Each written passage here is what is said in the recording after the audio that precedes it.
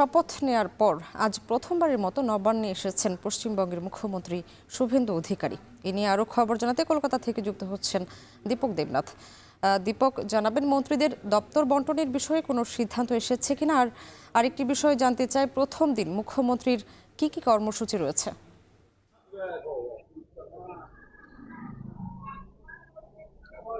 দেখো, নতুন মুখ্যমন্ত্রীর একাধিক কর্মসূচি রয়েছেন এবং এর মধ্যে 5টি বৈঠক রয়েছে। আমি শুরু থেকে শুরু করি। সেটি হচ্ছে যে আজকে সকালবেলায় তিনি তার যে কলকাতার যে বাসাটি আছে চিনার পার্ক, সেই পার্ক থেকে বেরোন এবং সেখান থেকে তিনি চলে যান বিজেপির যারা রাজ্য যে সভাপতি আছে শ্রমিক ভট্টাচার্য, তার সল্ট লেকের বাড়িতে। সেখানে বেশ কিছুক্ষণ সময় কাটান। সেখান থেকে শ্রমিক ভট্টাচার্যকে নিয়ে তার গাড়িতে চেপে তিনি চলে যান বিজেপির যে কার্যালয় সল্ট লেকের সেক্টর 5-এ, সেখানে যান। সেখানে বেশ কিছুক্ষণ সময় কাটান এবং তিনি যখন ঢোকেন তখন বিজেপির যারা দলীয় কর্মী সমর্থক ছিল তারা তাকে স্বাগত জানান ফুল দিয়ে, মালা দিয়ে, শঙ্খধ্বনি দিয়ে, এবং সেখানে বেশ কিছুটা সময় কাটান এবং কার্যকর্তাদের সাথে, দলের যারা কার্যকর্তা আছে তাদের সাথে বৈঠক করেন। সেখান থেকে তিনি চলে যান নবান্নে এবং 11:30 নাগাদ তিনি রাজ্যের যে সচিবালয় আছে সেই নবান্নে প্রবেশ করেন এবং নবান্নে তার মিনিট 3-4 পরে তাকে গার্ড অফ অনার দেওয়া হয় কলকাতা পুলিশের তরফ থেকে। সেখানে গার্ড অফ অনার নেন। সেখানে রাজ্যের যে মুখ্য সচিব আছেন, স্বরাষ্ট্র সচিব আছেন, রাজ্য পুলিশের ডিজি আছেন, তারা তাকে ফুলের স্তবক দিয়ে, ফুল দিয়ে তাকে স্বাগত জানান। এরপর তিনি চলে যান নবান্নের 14 তলায়, যেটি মুখ্যমন্ত্রীর ঘর।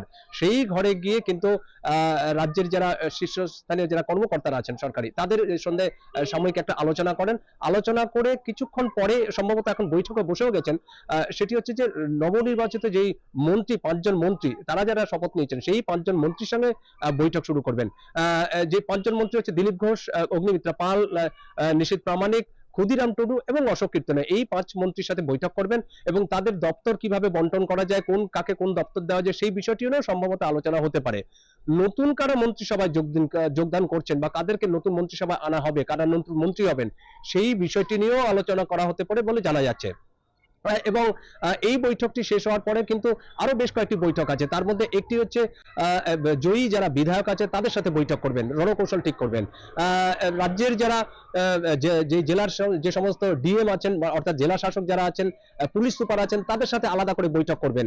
সুতরাং প্রথম তার যে কাজ, কারণ নির্বাচনে যে প্রতিশ্রুতি দিয়েছিলেন যে রাজ্যের উন্নয়ন হবে, ঢেলে সাজানো হবে, কোনো রকম আইন শৃঙ্খলা অবনতি হবে না, সেই সমস্ত বিষয়গুলো নিয়েই কিন্তু আজকে মূল আলোচনা হবে এবং একটি সংবাদ সম্মেলন করবেন। সেখান থেকে পরিষ্কার হয়ে যাবে যে আজকে বৈঠকে কি কি নিয়ে আলোচনা হলো।